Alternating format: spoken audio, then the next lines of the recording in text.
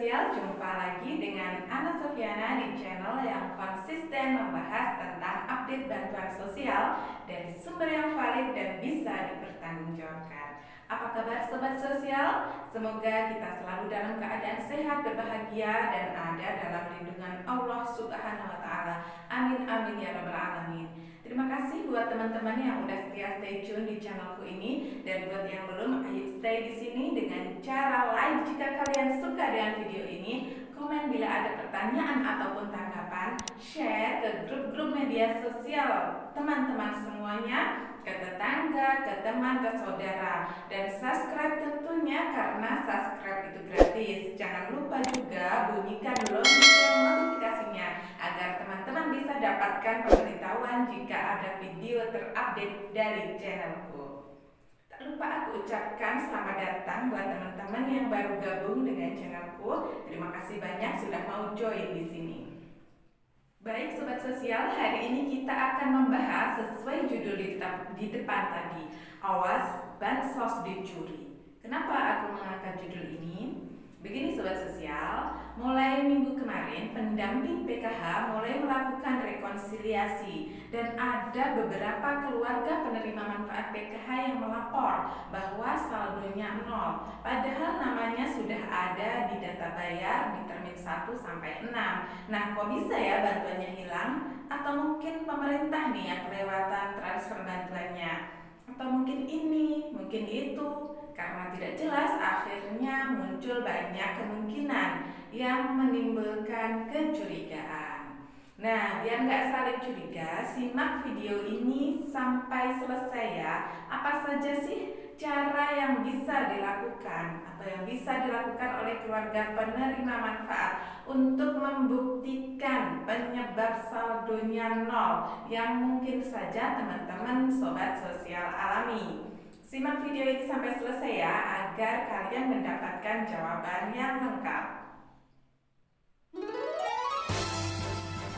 Mari kita sukseskan gerakan ATM KKS dipegang sendiri, disimpan sendiri, dan dimanfaatkan sendiri oleh keluarga penerima manfaat PKH untuk mengurangi resiko penyalahgunaan kartu ATM KKS oleh pihak lain.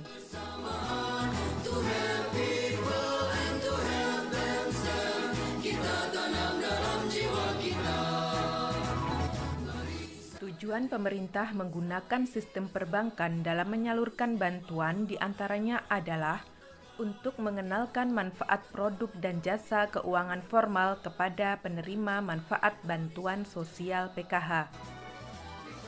Ayo kita kawal bantuan PKH untuk Indonesia sejahtera.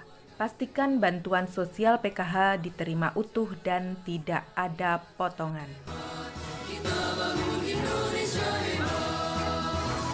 Sobat Sosial, pendamping PKH selalu mengingatkan kepada seluruh penerima manfaat PKH untuk memegang KKS-nya sendiri. Selain kami rajin mengingatkan saat pertemuan kelompok, aku juga berusaha membuat video pendek seperti yang barusan kita tonton tadi ya, dengan tujuan agar keluarga penerima manfaat PKH semakin hati-hati dan cerdas dalam memanfaatkan bantuannya.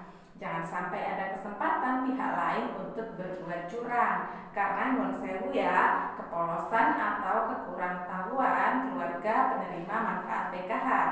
Pemerintah menggunakan sistem keuangan formal dalam menyalurkan bantuan sosial ini bertujuan untuk mengurangi kecurangan ataupun kemungkinan korupsi.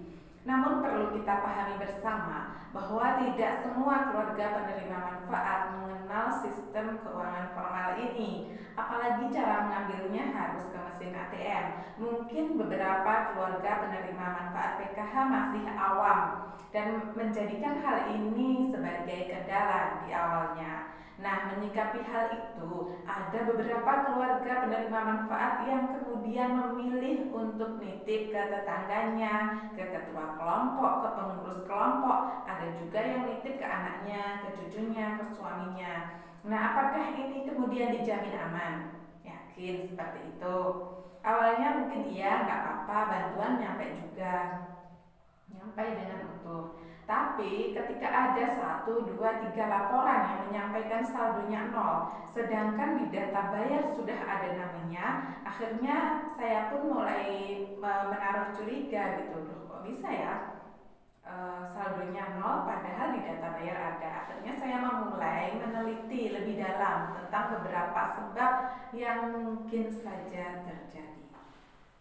Setelah aku melakukan beberapa penelitian pemecahan kasus yang dialami oleh keluarga penerima manfaat PKH, ternyata dapat disimpulkan ada beberapa penyebab saldo 0 yang dialami keluarga penerima manfaat PKH.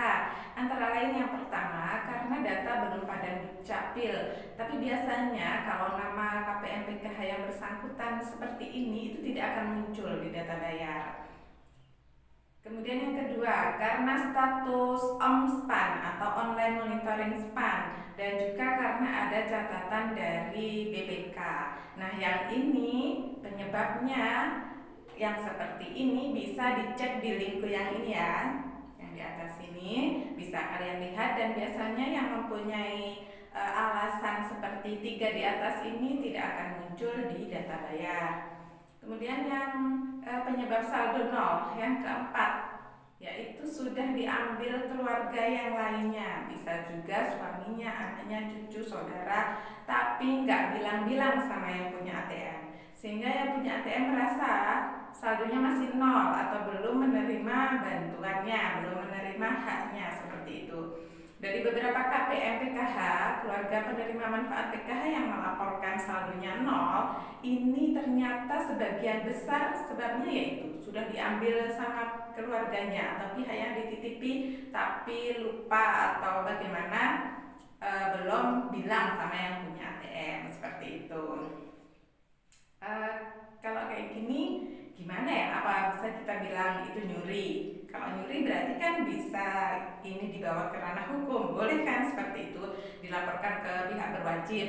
Kalau yang berhak menerima bantuan, yang punya ATM itu tidak terima loh ya, itu bisa dibawa ke ranah hukum.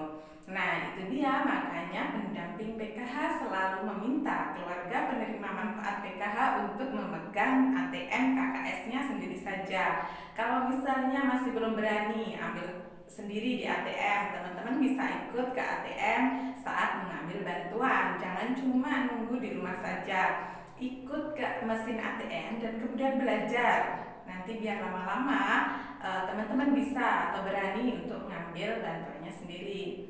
Kemudian penyebab yang kelima selanjutnya, yaitu ATM tertukar dengan milik orang lain karena pernah suatu saat, suatu hari itu pernah dikumpulkan ATM-nya. Aku pernah menyelesaikan persoalan seperti ini.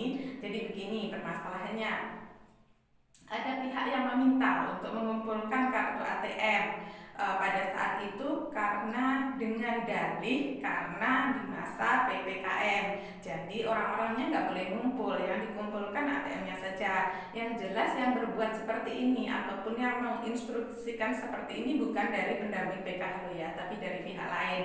Nah, kalau pendamping PKH kan selalu meminta teman-teman untuk mengambil sendiri, memanfaatkan sendiri bantuannya. Nah, ada kemungkinan saat dikumpulkan itulah terjadi persoalan. Ada kemungkinan namanya sama begitu, dan akhirnya tidak disadari ATM-nya tertukar. Sehingga ketika yang punya ATM ini berusaha untuk ngecek saldo, ternyata saldonya selalu 0 gitu. Padahal namanya sudah ada di data bayar. Padahal sudah ngecek sendiri berkali-kali di ATM, nggak mungkin dicuri. ATM selalu dibawa sendiri, kemudian dicek sendiri di ATM, tapi kok saldonya selalu 0. Nah, yang bersangkutan pun tidak mengira kalau ATM-nya tertukar karena yakin itu ATM-nya sendiri begitu. Nah, itulah beberapa kasus yang pernah terjadi di wilayah dampinganku. Lalu apa yang harus dilakukan oleh keluarga penerima manfaat PKH jika mendapati saldonya 0? Kan ada beberapa kemungkinan tadi ya. Jadi kalau tiba-tiba saldonya 0, ini yang bisa teman-teman lakukan ya. Langkah pertama yang bisa dilakukan adalah melapor kepada pendamping PKH di wilayah dampingan teman-teman teman-teman ya. Pendamping PKH bisa mengecek di data bayar. Bila di data bayar sudah ada, seharusnya kan bantuan sudah masuk ke dalam rekening teman-teman. Yang kedua, setelah menunggu beberapa saat dan dicek lagi ternyata saldonya masih nol, teman-teman bisa langsung ke bank penyalur bantuan teman-teman sekalian sesuai dengan nama bank yang ada di ATM KKS milik teman-teman. Ada yang BNI, BRI, Mandiri, dan juga BTN ya, sesuai dengan di ATM teman-teman. Kemudian teman-teman bisa ke bank itu untuk dengan tujuan bilang ke Pak Satpamnya untuk menemui customer service-nya. Kemudian kenapa, kalau ditanya mau apa Bu, mau apa Pak, kita bilang mau cetak rekening koran. Apa tuh cetak rekening koran? Cetak rekening koran adalah ringkasan transaksi keuangan secara rinci dari suatu rekening. Data yang terlampir pada sebuah rekening koran yang tercetak adalah rincian mengenai alur debit dan kredit, termasuk dari dana hasil transfer masuk ataupun keluar. Nah, saya ada contohnya ini. Contohnya seperti ini ya. Nah, di dalam cetak rekening koran ini, hasil cetak rekening koran ini akan terlihat jelas kapan ada transfer masuk dan kapan dilakukan transaksi ataupun diambil bantuannya. Bahkan di sini dapat dideskripsikan tempat melakukan transaksinya di mana atau di ATM mana kayak gitu.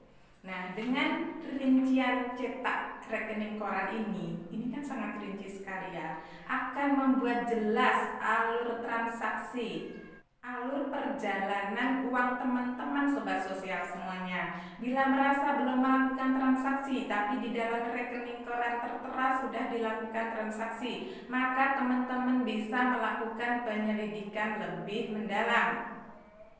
Jika ingin membuktikan lebih detail, teman-teman juga bisa melakukan pengajuan untuk membuka CCTV yang ada di ruang mesin ATM itu ya. Tapi untuk membuka CCTV ini, teman-teman harus berhubungan dengan pihak berwajib dulu. Jika berhubungan dengan pihak berwajib atau aparat hukum, teman-teman harus siap ya dengan konsekuensinya. Karena cetak rekening koran ini bisa dijadikan bukti hukum. Nah, cetak rekening koran ini juga bisa loh dilakukan secara online, tapi setiap bank tidak sama persis sih caranya. Cuma garis besarnya perlu teman-teman ketahui kayak gini ya. Kita cukup ke aplikasi atau website internet banking pada bank yang bersangkutan, lalu pilih menu rekening, lalu klik informasi saldo dan mutasi, lalu masuk ke mutasi saldo dan giro, pilih periode di histori transaksi yang ingin dicetak mulai bulan berapa sampai bulan berapa begitu ya. Lalu catatan transaksi akan muncul dan siap dicetak. Kurang lebih seperti itu ya teman-teman sobat sosial. Nah, gimana penjelasanku tadi? Sudah cukup jelas bukan? Semoga teman-teman keluarga penerima manfaat PKH seluruhnya sudah dapat menikmati bantuannya sesuai haknya ya. Tidak ada yang berbuat kecurangan pada teman-teman. Karena sampai tanggal ini insya Allah sudah hampir selesai penyaluran di tahap 3 ya, yang tahun 2021 ini. Kalaupun teman-teman mengalami saldonya masih nol, coba deh pakai cara yang saya katakan tadi ya, yang saya ceritakan di depan. Teman-teman cukup cetak rekening koran saja. Ini tidak bertujuan untuk menyalahkan siapa-siapa atau menyalahkan salah satu pihak, tapi maksudnya adalah agar kita tahu perjalanan transaksi di dalam rekening kita. Kalaupun ternyata belum ditransfer sama pusat, berarti ya memang belum ditransfer, jadi kan lega gitu, tidak menyalahkan ini, tidak menyalahkan itu, tidak mencurigai siapapun. Maksudnya seperti itu ya. Semoga video hari ini bermanfaat. Sampai jumpa di video-video berikutnya. Jangan lupa like, comment, share, dan subscribe-nya. Tentunya bunyikan lonceng notifikasinya agar teman-teman bisa mendapatkan video terbaru dari channel. Terima kasih. Assalamualaikum warahmatullahi wabarakatuh. Bila teman-teman ingin cetak rekening ke bank, teman-teman cukup membawa ATM, kemudian KTP asli dan buku rekening ya bila ada.